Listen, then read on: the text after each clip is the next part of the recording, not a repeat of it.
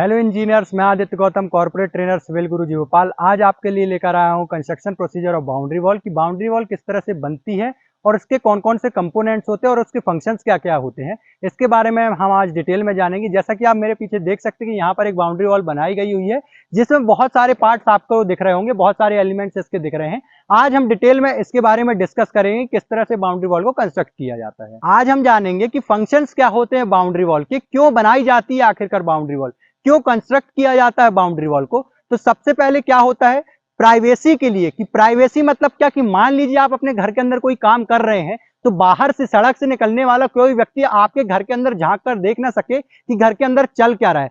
Security purpose से, security purpose क्या, कि कोई भी व्यक्ति एकदम से आपके घर के अंदर के एरिया में, जो आपका एरिया उस पे ना आ पाए, उसकी बाउंड्री, चारों तरफ से बाउंड्री हम खींच देते हैं इस वजह से। और दूसरा, जैसा कि आप लोगों ने देखा हो कि बड़े बड़े विलास में, बड़ी बड़ी जगहों में, बड़े बड़े मकानों में एक बाउंड्री वॉल बाहर दी जाती है। तो क्यों दी जाती है, वो एक एस्थेटिक व्यू देता है, इस वजह से वहां पर क्या दिया जाता है, आपका बाउंड्री वॉल दिया जाता है। तो अब हम बात करेंगे कि कौन कौन से कंपोनेंट होते हैं एक बाउंड्री वॉल में। तो सबसे पहली कंपोनेंट में जो बात आती है वो होती है सोलिंग की। तो सोलिंग दो तरह से परफॉर्म करी जाती है। पहली होती है ब्रिक बेड सोलिंग, मतलब ईंटों को बिछाकर, जो कि एक ईंट होता है, वो वन लाइन का जो ईंट होता है उसको बिछाकर सोलिंग करी जाती है। फिर उसी के साथ साथ स्टोन की सोलिंग होती है, जो कि 4 से 6 इंच की हो सकती है।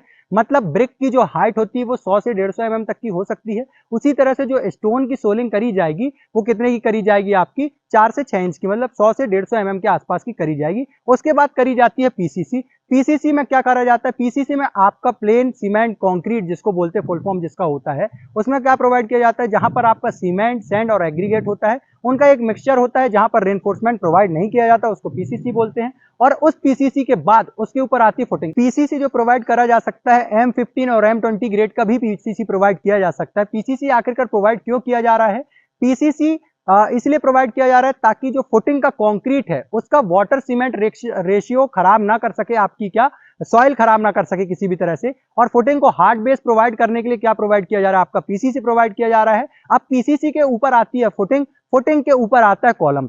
फुटिंग लोड ट्रांसफर करता है, पूरी जो आपकी ब्रिक वॉल रहेगी, जो आपकी बाउंड्री वॉल रहेगी, उसका लोड ट्रांसफर किस में करेगा, अर्थ में करेगा, और वो कॉलम के थ्रू ट्रेवल होते हुए आएगा। जैसा कि आप यहाँ पर देख सकते हैं कि यहाँ पर पहले नीचे पूरी तरह से फुटिंग प्रोवाइड करी जा चुकी है। फुटिंग प्रोवाइड करने के बाद यहाँ पर क्या होता है, वन लाइन ब्रिकवर्क होता है। वन लाइन ब्रिकवर्क के ऊपर ये ग्राउंड बीम आई हुई है और ग्राउंड बीम के ऊपर ये कॉलम चलते हुए आए हुए हैं, और ग्राउंड बीम के ऊपर ही ये ब्रिकवर्क की क्या हुई है, यहाँ पे मेसोनरी हुई हुई है। सबसे पहले बाउंड्री वॉल को कंस्ट्रक्ट करने के लिए सबसे पहले किया जाता है सोलिंग। जो सोलिंग है वो दो तरह की हो सकती है, ब्रिक बेड सोलिंग और स्टोन सोलिंग, जो कि 4 से 6 इंच तक की हो सकती है। फिर सोलिंग के ऊपर होती है पीसीसी, पीसीसी के ऊपर आती है फुटिंग, और फुटिंग के ऊपर होता है खड़ा हमारा कॉलम। और कॉलम को खड़ा होने के बाद जब अर्थ वर्क किया जाता है, मतलब अर्थ वर्क से मेरा मतलब है जो बैक फिलिंग करी जाती है एनजीएल पे अचीव करने के लिए, उसको अचीव करने के बाद सबसे पहले करा जाता है ग्राउंड बीम के लिए वन लाइन ब्रिक वर्क। और उस वन लाइन ब्रिक वर्क के ऊपर हमारी क्या आती है, ग्राउंड बीम। और ग्राउंड बीम के ऊपर, जैसा कि आप पीछे देख सकते हैं, यहाँ पर जिस तरह से ये ब्रिक वर्क होता आया हुआ है बाउंड्री वॉल के लिए, बाउंड्री वॉल के लिए ब्रिक वर्क होता है।